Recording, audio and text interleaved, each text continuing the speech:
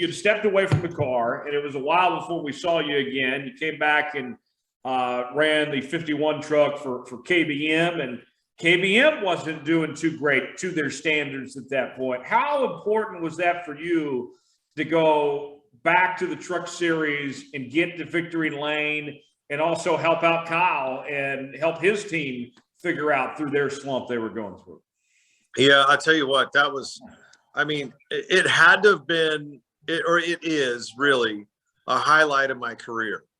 So I hadn't been in a car in 3 years, 2.5 years, let's say. And I hadn't driven a truck for 15 years. Wow.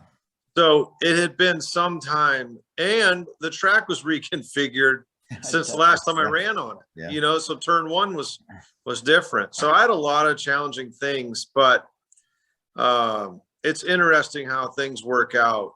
The truck drove really good. It was a lot of fun. Kyle had been bugging me for some time to come run full time for him, come run some races. And I'll tell you, we were at the desert, you know, riding side by sides, sitting around the campfire, and he's like, "So are you going to run my truck in Texas for me or not?" and I'm like, all right, I'll do it. I'll drive it for you. So I said, if I'm going to do it, I got to, you know, can I test or practice or whatever? And he's like, no, there's no, you know, testing had changed and all of that. So I went there in April for the April race, and I scuffed in like 4 sets of tires. But as David knows, that's not the fun thing to do. No.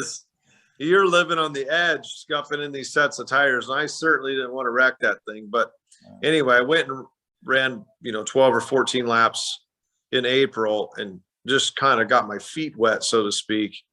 And I went back at the June race, and we had a good race. Car was fast. There was guys faster than us for sure.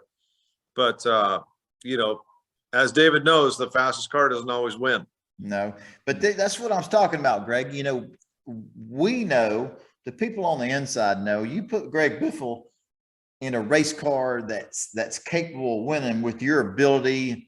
I mean, you're going to the front, you're going to win races. You know what I mean? And I don't care if it was 10 years later. You know, right now you could step into a cup car, one of the powerhouse teams, and you go to victory lane. There's no doubt. I wasn't surprised, but man, it was a cool story.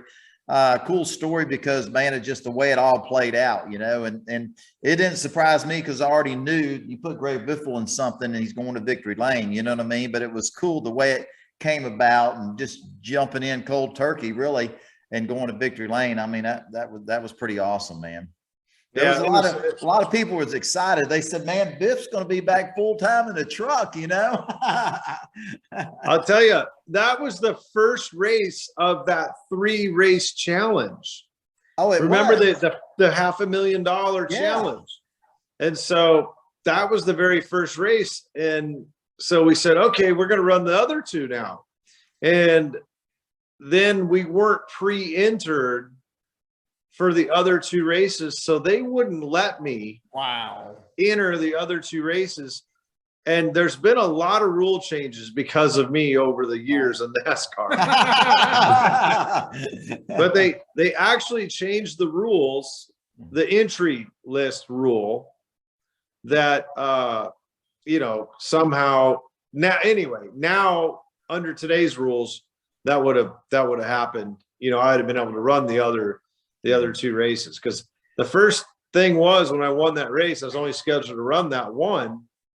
Everybody's like, well, so you got to run the next one. You're the only guy eligible now because you won the first of the 3. And I'm like, well, that's a good point. And Kyle immediately, as soon as I got out of victory lane or whatever, walked back to my motorhome, he's like, you know, he'd already been on the phone with him and trying to get it worked out. He's tweeting Marcus Lemonis and anyway, so we weren't able to put it together, but yeah, it would have been a lot of fun to try it.